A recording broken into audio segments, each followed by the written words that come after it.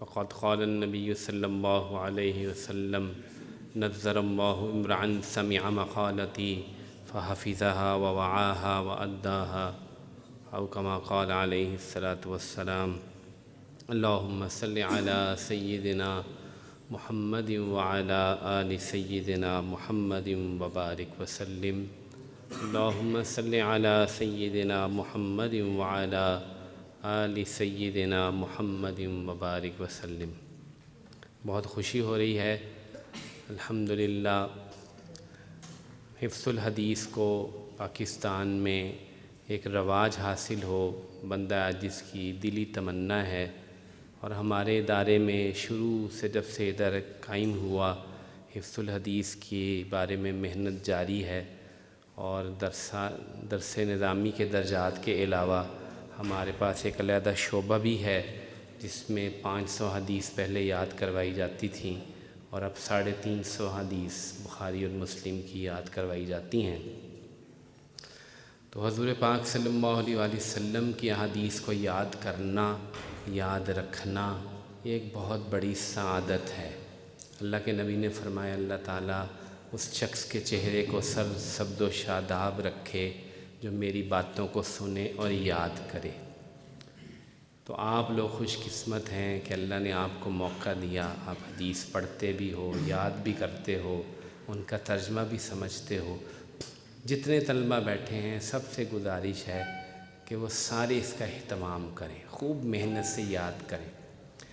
محدثین کے ہاں ایک اصطلاح بولی جاتی ہے مکثرین فی الحدیث، وہ راوی جن کی روایات 1000 سے زائد ہیں وہ مکثرین کہلاتے ہیں. حضرت ابو ہریرہ رضی اللہ تعالیٰ عنہ سب سے اوپر ہیں، اس کے بعد پھر حضرت عبداللہ بن عمر ہیں، حضرت ابن عباس ہیں، حضرت عائشہ رضی اللہ تعالیٰ عنہا ہیں. کچھ حضرات ہیں جو مکثرین کہلاتے ہیں. تو پچھلے سال ہمارے ہاں جب مسابقہ ہوا تھا تو میں نے اس میں یہ عرض کی تھی کہ جو طالب علم درس نظامی کا 500 حدیثیں یاد کر لے پکی، تو میں کہتا ہوں کہ اس زمانے میں وہ مکثرین فی الحدیث میں شامل ہوگا انشاءاللہ تعالی. کہ درس نظامی کے اندر حدیثوں کو یاد کرنے کا رواج بالکل ختم ہو چکا ہے. تو اب کوشش ہو رہی ہے نا کچھ حدیثیں یاد کرنے کی، ورنہ ایک زمانہ گزرا ہے. حالانکہ کتابوں میں لکھا ہے کہ حافظ قرآن کو اسلاف کے اندر حافظ نہیں کہا جاتا تھا، قرآن تو سارے ہی یاد کرتے تھے. حافظ تو اس شخص کو کہا جاتا تھا جو حدیث کا حافظ ہوتا تھا. چانچہ امام ابو زرع رضی اللہ عنہ کے بارے میں مشہور ہے کہ 7 لاکھ حدیث ان کو یاد تھی، 7 لاکھ. اور ان کے ایک شاگرد کا واقعہ بڑا مشہور ہے کہ وہ گھر لیٹ آیا اور نئی نئی شادی ہوئی تھی، اور بیوی نے غصے سے کہا کہ تم ہر وقت اپنے استاد کے پاس ہی بیٹھے رہتے ہو، گھر بھی آیا کرو.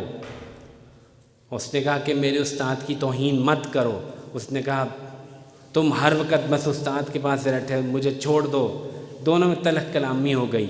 بیوی نے استاد کے بارے میں کچھ 1-2 باتیں اور کہہ دی. تو وہ نوجوان تھا، استاد کے بارے میں بات تو برداشت نہیں ہوتی طالب علم سے.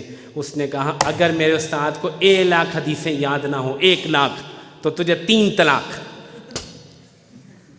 اب بات کر، اب تھوڑی دیر بعد غصہ ٹھنڈا ہو، آپ دونوں سر پکڑ کے بیٹھے ہوئے ہیں کہ بھئی یہ تو بات کر دی کہ استاد کو اگر 1 لاکھ حدیثیں یاد نہیں تو 3 طلاق.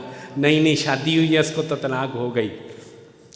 پریشان، رات سو بھی نہیں سکا. صبح گیا استاد جی بڑا مسئلہ ہو گیا، میں نے بیوی کو یہ کہہ دیا. تو استاد جی نے ہنس کے کہا کہ 1 لاکھ مجھے ایسے یاد ہے جیسے تمہیں سورۃ فاتحہ یاد ہے، جاؤ. ایسے یاد تھی ان کو، سمجھ گئے. تو آج اس کی ضرورت ہے تو سارے یاد کریں.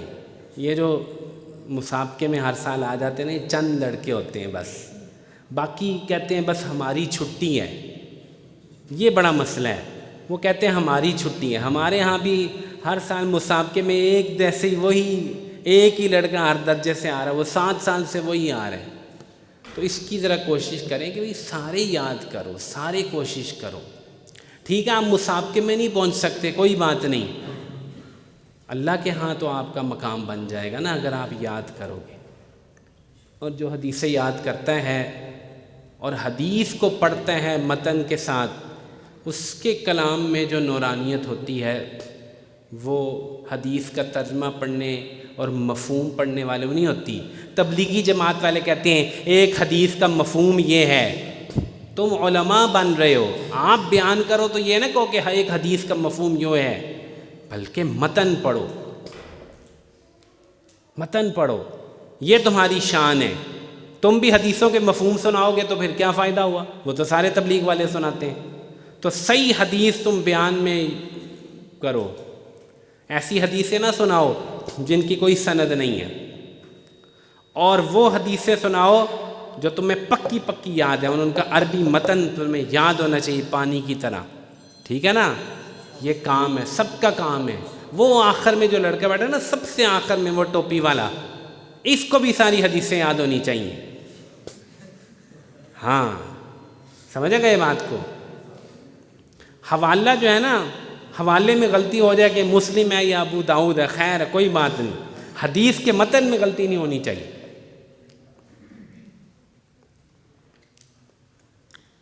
ایک حدیث میں سناتا ہوں اب۔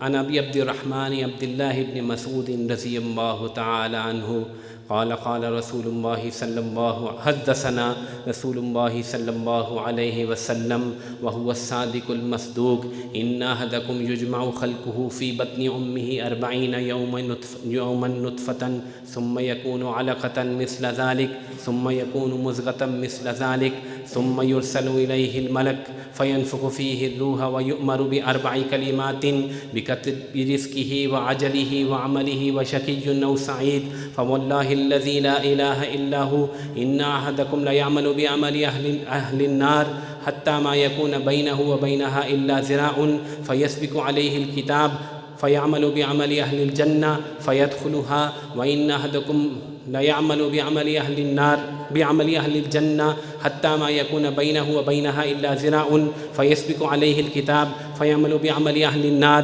فيدخلها رواہ مسلم۔ یہ 40 نووی کی ایک حدیث ہے، ٹھیک ہے؟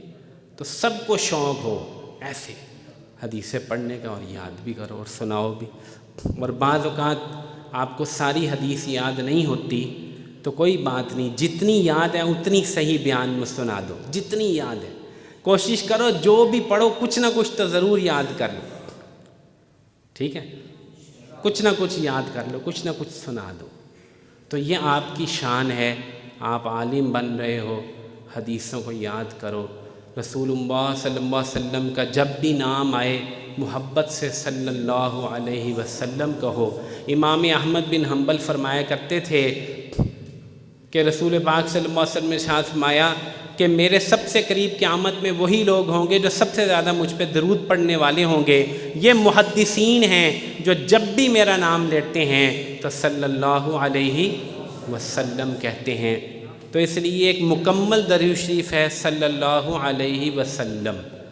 اگر آپ کوشش کریں، جتنے طالب علم بیٹھے ہیں، چلو 500 1000 2000 3000 آپ بھی تسبیح لے کر روزانہ صلی اللہ علیہ وسلم پڑھ لیا کریں، تو آپ کے علم میں بھی بہت برکت ہوگی، اور جو کثرت سے پڑھیں گے رسول اللہ صلی اللہ علیہ وسلم کی زیارت بھی ہوگی، اور حدیثیں یاد کرنے کا آپ کو شوق بھی ہوگا۔ جنہوں نے محنت کی ہے، حدیثیں یاد کی ہیں، اللہ تعالیٰ ان کو وقت کا محدث بنائے اور سب کی محنتوں کو قبول فرمائے۔ وآخر دعوانا الحمد للہ رب العالمین۔